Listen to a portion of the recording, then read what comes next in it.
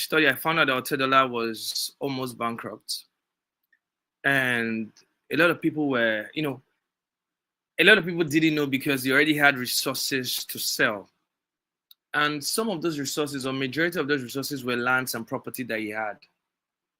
And I believe that the time he bought those properties or owned those properties compared to when he sold them, he had gotten profit. So the question is, what then is land banking?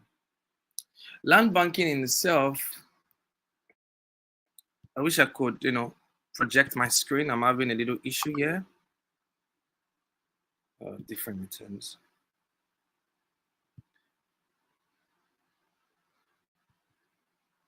One minute, please. Okay, thank you. So what is land banking in itself? So land banking is the acquisition of underdeveloped portions of land or expanse of land in strategic locations, holding it for a while in order to sell at a more expensive rate or use for residual income in the future. So let me explain that. What does that necessarily mean? That is what most developers do. So what we do is we look for strategic properties. We buy it at a very good rate, hold on for a while, and then we sell to customers at a very amazing price. And that's the same thing that Otedola did during his time. So land banking involves you getting properties that are strategic. Involves you not just buying a property to live in, not just buying a property because you want to build your dream house at this time, not just buying a property because man, I just want to hand out 200K per month. No, it's more about you investing. It's more about you buying a stock market, a stock for now and selling in 2 years' time. It's more like you buying a crypto assets and selling in 2 years' time. That's the same thing when it comes to real estate. And the best way for you to do it is land. You cannot take out land from any real estate investment because land is the basics of all real estate. What do I mean? So if you want to build rental income, you have to first develop the land. The land. If you want to build a dream home, duplex, semi-detached, whatever, the bungalows, whatever, you have to first start from land. If you want to go commercial, maybe it's shops, maybe warehouses, you need land. And so compared to houses, lands are always going to be very, very, very, very needed. And that's where you play as a player in the game. You look for strategic land before time. And that's what land banking is. So let me just read it. Involves financial potential and not just about buying land. Definitely, it's not just about buying lands. So for instance, if I want to buy a land, let me look at Lagos. For instance, I want to buy a land. I want to go and buy a land in Lekki and hold it for a while. It's a good purchase, but it's not a great idea. Why? Because to an extent, Lekki is in its peak. So if I want to buy a land in Lekki, what should I be thinking about? Development. But what is the strategy here? I look for a land probably in Ekpe.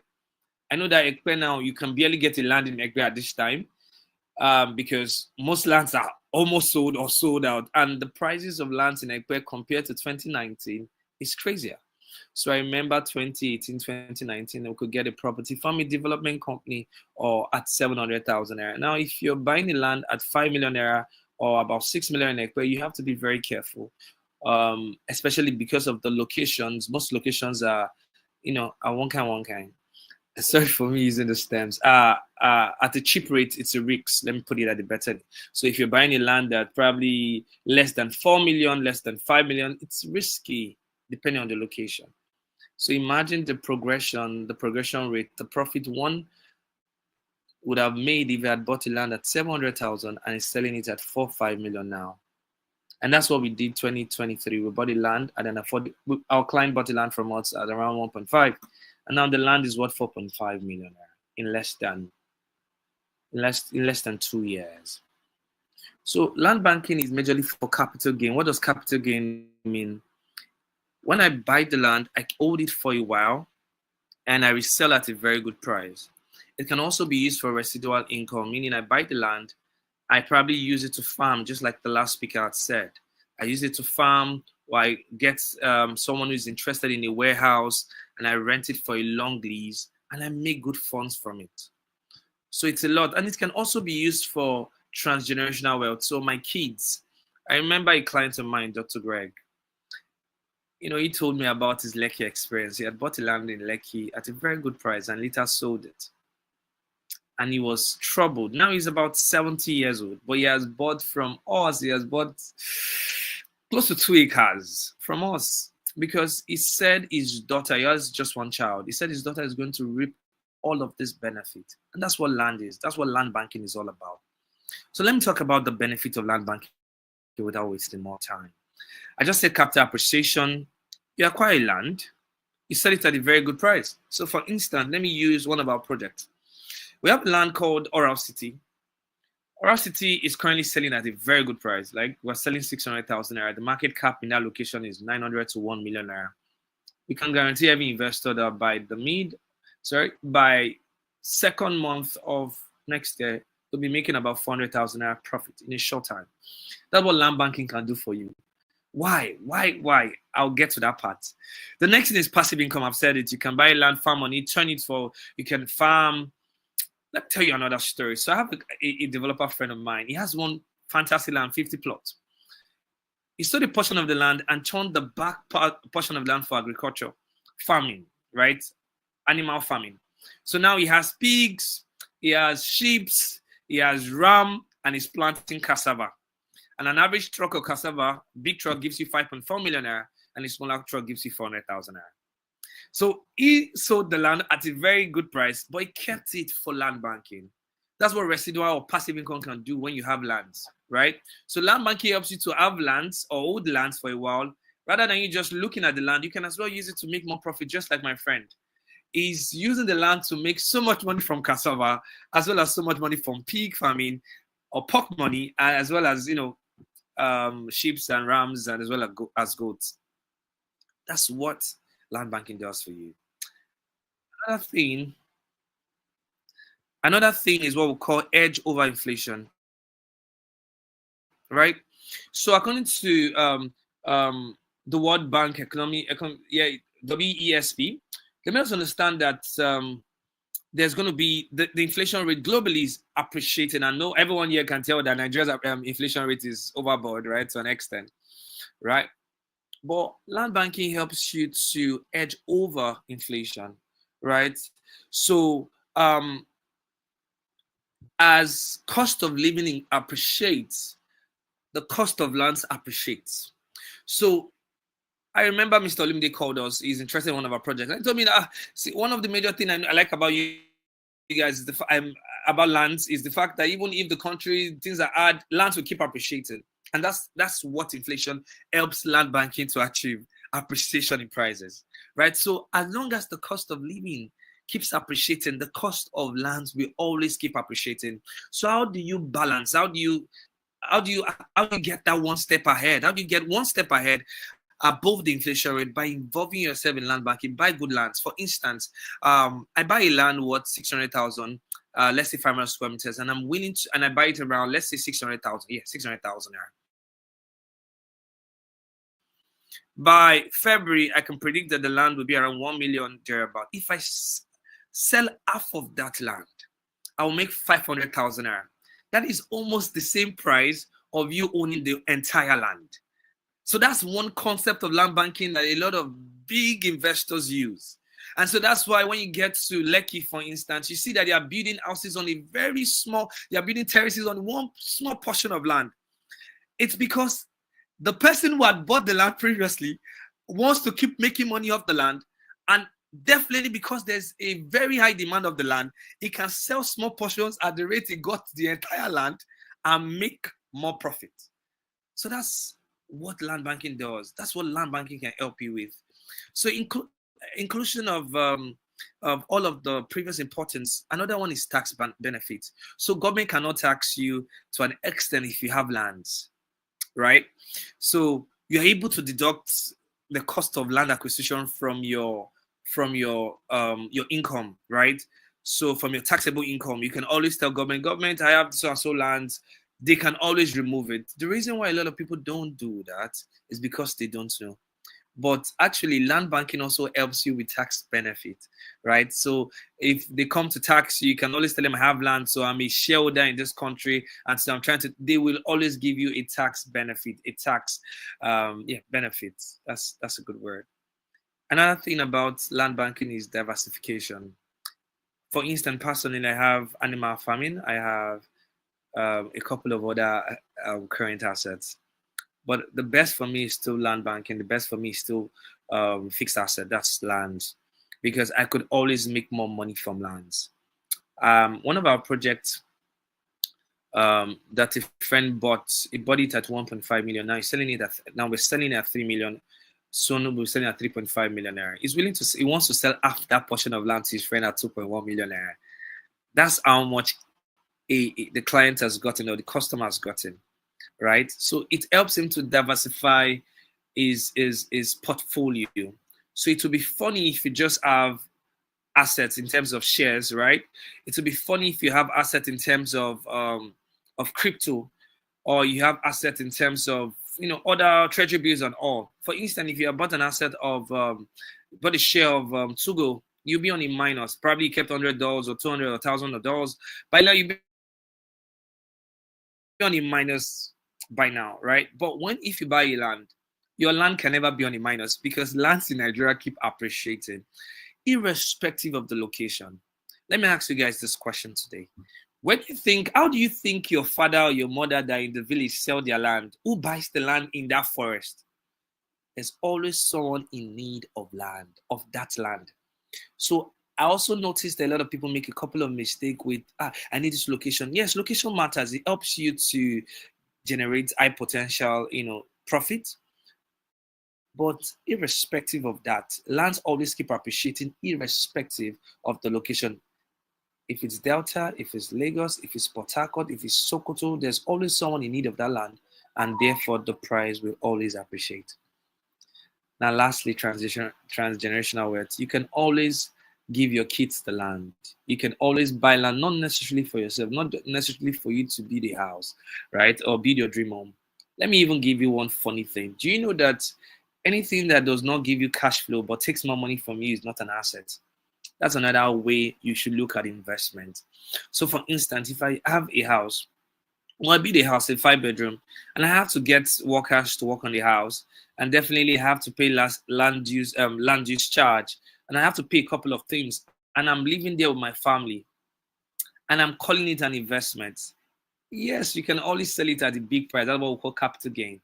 But guess what? You're also spending. You are spending on the land. You are spending on the land. You're spending on the house. You're spending with, you're paying workers. So in a typical way, in an advanced investment course, they will tell you that is not an asset, because it's taking money from you rather than giving you money. But unlike the land banking or lands, when it comes to land banking, it gives you more money. It gives you a lot of money. You spend less. So I buy this land, I get my document right, I leave my land, I look for someone who's interested in using my land for something, probably farming, or probably I want to use for warehouse, or probably maybe want to buy it because they want to expand their workers' quarters, right? And all I just need to do is sell the land, or all I need to do is, okay, I'm going to do a long lease and you'll be paying me about 5 million per month or 5 million annually, depending on what you want, or 50 million annually, depending on what you want. You don't need to spend extra on that land. And funny enough, if the person rents the land from you, he will develop the land for you and the price appreciate again. That's what land banking is. It's interesting. It's like saving up money, and when you're ready to sell, you make the money in massive returns, right? So that's the fun about land banking. And you can see that I'm excited telling you, because I have in various ways benefited from it. So let me talk about low maintenance costs. I talked about that. High profits potentials, get good lands, irrespective of the location, right? But there are key locations that I would like you to look at. Just like the last speaker said, Uyo is fantastic, Asaba is fantastic, Ibadan is saying is fantastic, Oyo State is fantastic, Lagos is fantastic. There are other states that are also fantastic. East is as well fantastic at this time, right? So look into those places. But the next topic will explain better what you should look at, and that's what the strategies for your returns, land banking strategies for returns. The first thing is research lands in strategic locations. So one of the things we do, sorry, excuse me. One of the things we do is that we look at locations that work for us. And so that's what makes us different. So for instance, we just don't buy any land because it's popular. We look at locations, we look at the urbanization of locations. So what is going on here? Are there schools here? Are there universities here? Oh, are there fast foods here? Is it close to a train station? Is it close to an airport? I look for things that matter. And we say, okay, let's put our money there. And we discovered that when we get there, other developers come to join us. And that's what we call foresight. As a person who's interested in land banking, you should have what we call foresight. And one of the best ways for you to have foresight is for you to be able to research lands in strategic locations, right? The second thing is entry points. I'm going to use forex. No, I'm going to use stock market as to explain this. What is entry point? An entry point is the time you enter into a market. For instance, if you have entered into, if you had bought probably Bitcoin or Tesla 2018, you will notice that you have made more returns. Your APR would have been much more than you buying in 2024 November or even June. That's the same thing that applies when it comes to land. You should understand there's something called pre-launch price. Stop waiting for the land to appreciate and then you buy. You keep losing money. So, for instance, now we already know how much portion of land we want to sell on the land. For instance, this 600,000, maybe we want to just do give or take 20, 30 on that land. Then we increase to 1 million. People will always buy at 1 million. You can even decide to sell at 1 million. From 1 million increase to 2 million.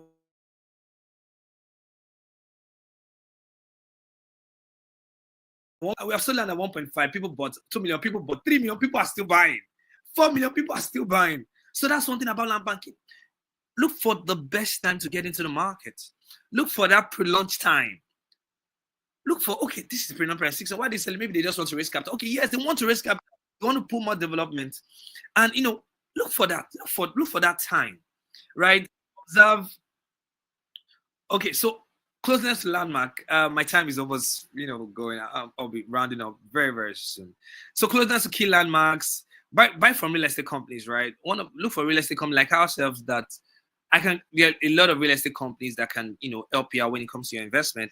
But I can guarantee our company, right? I can tell you that we predict a lot and we have not lost at any point, right? So look for zonal changes, right? Look for places that probably government want to do this or government is going towards states and, buy from those locations. Things to consider: entry point, affordability, urbanization. So I wanted to show you a case study, and I wanted to use Oral City as one. So the landmarks is close to Lautech, close to South Polytechnic, Obasanjo Farm, Chivita Farm, close to a lot of industries, right? And it's not far off from the Monia train station. That's our strategy. And suddenly when we came there, we're just 2 developers. Now we have 6 there. And now we are the ones selling the cheapest. They are selling 900, 1 million. I'm not going to talk much about the products, but this is a fantastic banking, right? So only plot of our city, only plots today. Now let's go to question and answer. I wish I had more time, right? So do anybody have any question for me? Have you learned something? Is there something you want to share?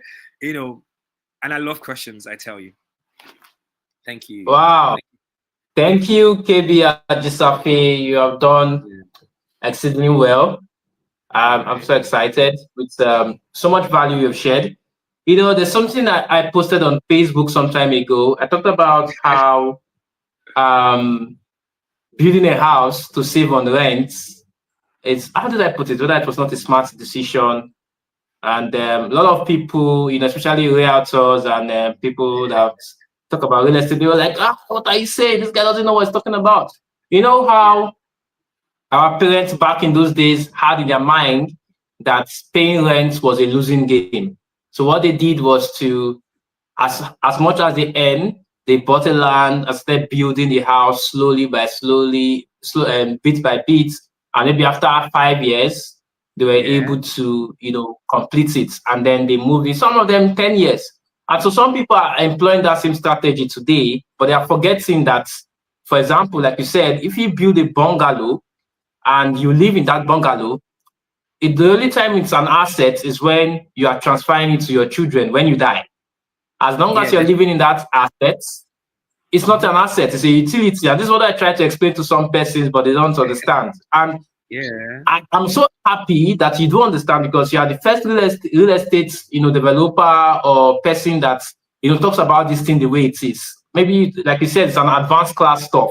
So people that have not been to that advanced class will don't understand that a house is not an asset, because you spend money on land use charge, like you said, you spend money on maintenance, you're going to paint yeah, it, you're going to yeah. money, a lot of Yeah, stuff, good with doing other plumbing, things. electrical But stuff. You spend money yeah, on it every month, maybe every year. And the only time an yeah, asset is an asset is when it's yielding you an yes, income. So if yeah, it's yeah, if it's not bringing an income, best case is that it is a utility. So I love yeah. that you said that this evening. I'm so excited with Do you all mind if that I you have share a strategy? Just one strategy for the house put as forward. regards Okay, to yeah, I'm that. looking for questions. While there's no question yet, you can Okay, show that. go for it. So yes, so KB is the founder of Polymath Real Estate. I bought a couple of properties from them, and one of the reasons why I set up this webinar is not just for us to get informed. If you know me, anytime you join my webinar, there's always an action to take. An action is that you buy a stock, you buy cryptocurrency, or you buy land. So there's an action for us to take. And one of those actions is keying into one of the projects that Kabir Ajisafe's company have. Very low price project, 600K. I think this is the cheapest valuable property That's I the know about cheapest in I've the ever country right done. now. So And it, don't worry, Kabir, I'm not going to give you an opportunity to talk about it. We'll no, talk I about it wanted to later, know maybe at the about the end. So strategy, let's right? let's look at the questions, if there is. Yes, sir.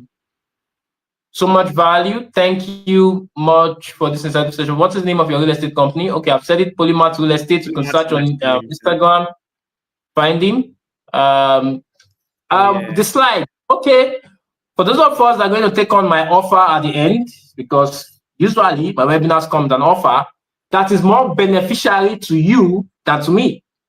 So if you stay to the end and get to that alpha, I'll get KB to share the slides with you so you can use it for further study. I know he's not going to be happy to share it, but I've said it, so you will do it. So I'm not seeing questions, guys. Questions, one Let question. me I ask want to questions. bring the next speaker up. Okay, KB, I you wanted to wish I say could. something. Your closing Okay, so remark. oh, my closing remark. Okay, so let me make it a closing strategy for you guys, right? So, should in case I want to build a house, let me tell you a very good strategy.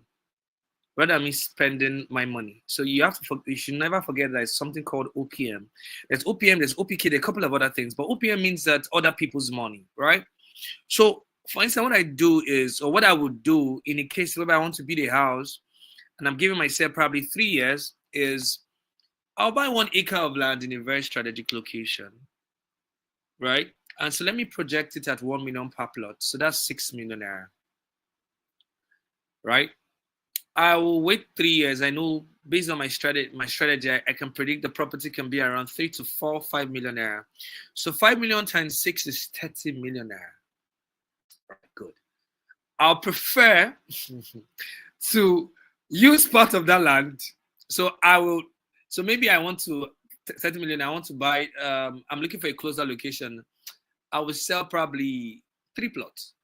That will be 15 million naira. I go to a location that is 50 million worthy and I buy the land. I wait again.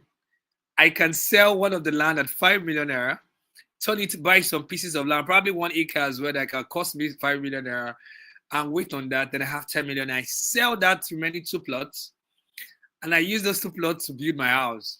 So I've probably spent 25 million building my house without touching my personal money. Then if I decide to touch my personal money, it's because of urgency to build my house. But it can take me 5 years. In less than 5 years, I should complete the house without touching my money. And I've seen this strategy work over and over and over again. So my closing remark would be land banking is very important. It's important to tackle the economy of the country. It is important to tackle your personal finances for you to grow. It is also very important to look at your kids and say, oh, wow, I left something for you. So please don't forget, involve yourself in land banking. Thank you very much for this opportunity, and I love you guys. Thank you. Wow, amazing, KB, amazing. Thank you so much for doing this with me. You have done very well. And I'm so happy with all of the information and knowledge you put out there, the insights you delivered as expected. Okay, so KB, please, I would like you to come back on this call by 8:30. That should All right. be that should